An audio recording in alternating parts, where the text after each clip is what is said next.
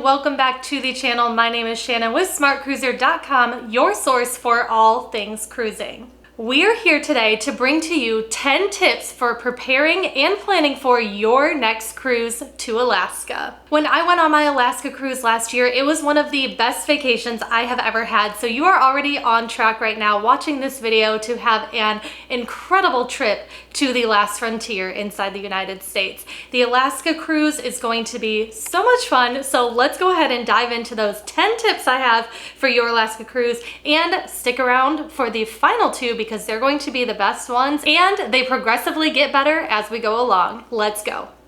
All right, let's get started with tip number 1, and that is going to be research the cruise lines. Not only do you want to be researching the cruise lines, but you also want to look at the itinerary and where it goes, where it sails out of. For example, if you do not have your passports, you're going to need to do a round trip out of Seattle. However, if you are prone to seasickness, I recommend the 7-night inside passage from Vancouver, because you're going to be sailing through the inside inlets versus from Seattle, you're gonna have to cross the Pacific Ocean, which I did on my last cruise, and you all, we ran into 20-foot waves, and I have never been so seasick in my life. Once I got seasickness medicine, I was much better, but I didn't plan for that or prepare for that, so I was pretty rough for one of the days.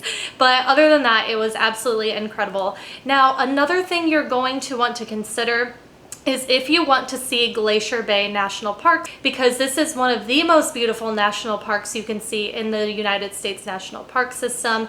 It is gorgeous. You're going to see so many glaciers, huge mountains, waterfalls as you sail through this beautiful, beautiful day. However, there are only 3 cruise lines that are allowed into Glacier Bay National Park, and that is going to be Holland America Line, Princess Cruise Line, and Norwegian Cruise Line. Okay, let's jump into tip number 2, and that is if you have an extended period of time off, or you could extend your vacation to maybe 10, 14 days, consider doing an Alaska cruise tour. What is an Alaska cruise tour? So Alaska cruise tours are great. It's basically a land portion that can be added onto your cruise, either before your cruise or after your cruise. So let's say, for example, you fly into Fairbanks, Alaska, or Anchorage. You can go to Denali National Park. You can go to some beautiful lodges that a lot of the cruise lines have up in Alaska, board your cruise in Anchorage or Whittier, Alaska, sail down, do your 7-night cruise, and finish in either Vancouver or Seattle. And then vice versa, you could start in Vancouver or Seattle and sail up and finish your vacation with the land portion as well. But this is a great way to see more of Alaska and get that interior Alaska feel as well, and see another national park of Denali. What's great about those Alaska cruise tours is that all of your hotels, transfers, some of your food, and some of your excursions will be included as well. All right, let's move on to tip number 3, and that is to decide which month is best for you to visit. Now, there are only certain months that you can visit via cruise, and that is going to be May through the end of September, sometimes early October. So if cost is a factor for you, you're going to want to consider the months of May and then late August, September, and October. That is going to be lower cruise fares because those summer months of June and July are going to be when kids are out of school. A lot of other people have more time off in the summer, so they're going to be going on those cruises, which is going to hike up the price a little bit. But if that's the only time you can go, then that's a great time to go as well, mostly because the salmon run will be occurring during those months as well in the summer, and you really increase your chances for seeing a bear. Now, when you go in May, you're going to have higher prices for things like souvenirs and items in port because everyone's excited to have the tourists back. But towards the end of the season, September, October, there were so many sales in all the ports. They were just trying to get rid of their Alaska 2021 gear. 2021 was when I went. And so everything was on sale.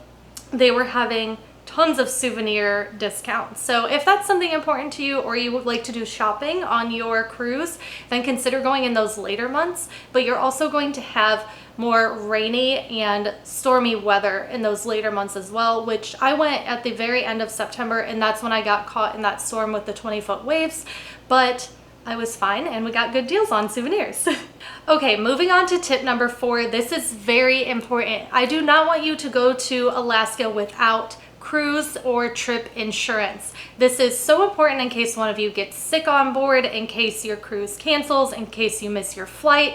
Anything, that insurance is going to cover that cost of your cruise for you so you don't lose out on your vacation investment. For example, if somebody needs to get medically evacuated off of your ship, maybe you're traveling with older grandparents, for some reason they need to get evacuated off into a hospital, that at minimum is around $50,000 to get a medical evacuation off of a cruise ship. So consider that, because I don't want anything to happen to you all to have the unfortunate circumstance where you're going to have to pay a lot of money for anything medical on board or for missing your cruise. All right, we are halfway through our tips. Welcome to number 5, and that is going to be utilize those shore excursions, because Alaska has some incredible things for you to do.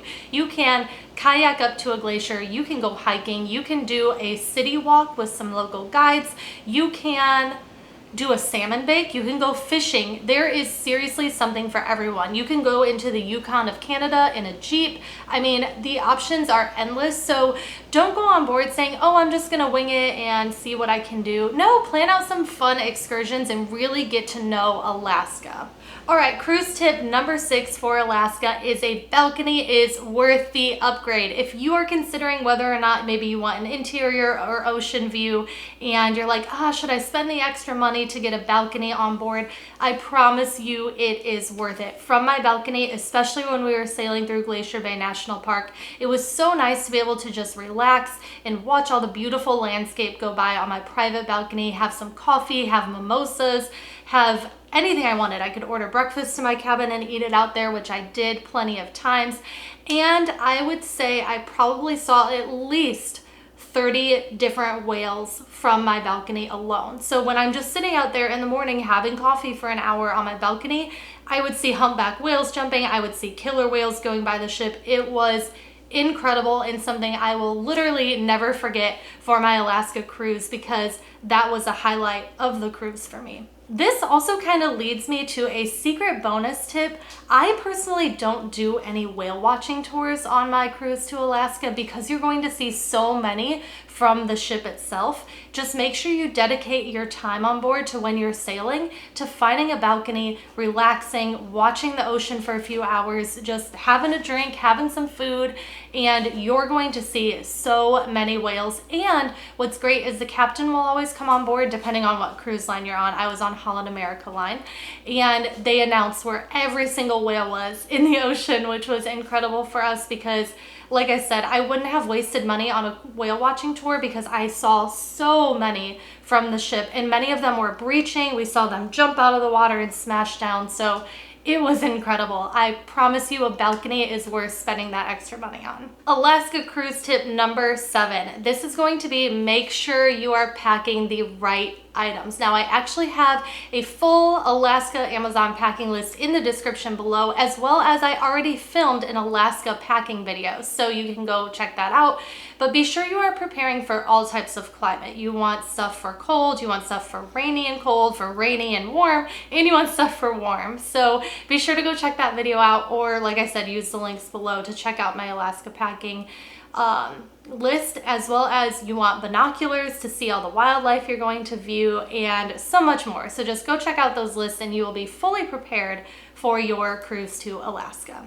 All right, tip number 8 is one of my favorites because you can do a multi-generational cruise to Alaska where you're bringing the entire family. Bring the grandparents, bring the cousins, bring the kids, because there is truly something for everybody on board an Alaska cruise, and kids love it. They love to see all the nature. They love to be learning about it. They love the pools on board the cruise ship as well. So there is seriously something for everybody on board, and it's a great way to spend time together.